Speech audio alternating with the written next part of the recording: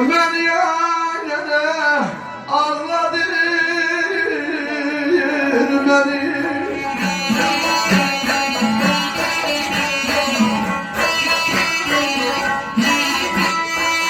Kaçıp sığındım o ana koyuna.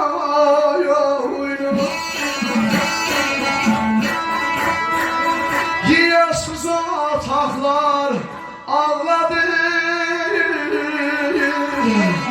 Meryem kardeş ağladı.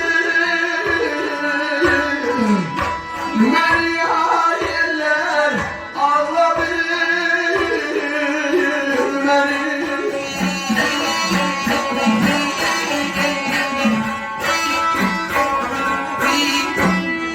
Gelin şair Malik'i sevenlere eşit olsun.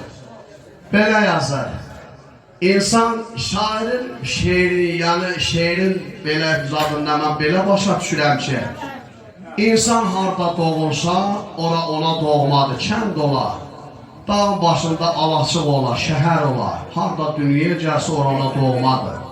Mən belə başa düşürəm ki, şair İllər sonra bəlkə qayıdıb o ata yurduna, ana yurduna, o keçəcəklər gəlib gözünün önünə belə yazır.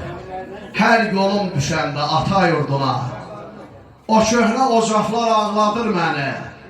Qaçıb sığındığım ana qoynuna, yiyəsiz otaqlar ağladır məni.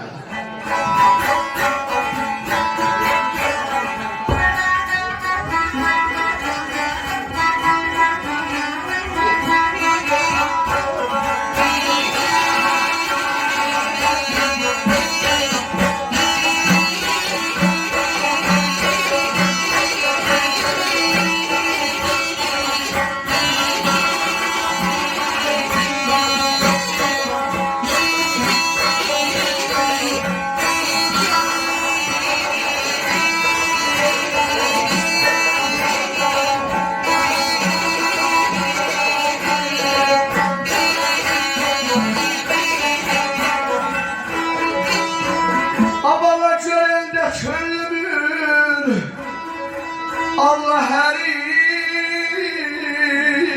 yan yuvasız şehri yok çanalar dağıyan şair çanalar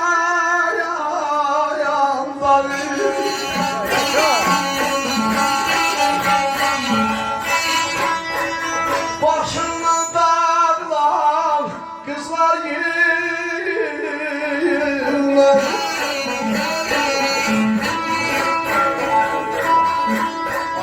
Başından dağlar kızlar yığılır. Dumduru bulaklar ağladı.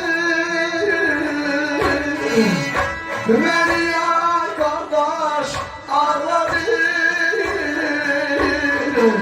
Meryem eller ağladı. Meryem felek ağladı.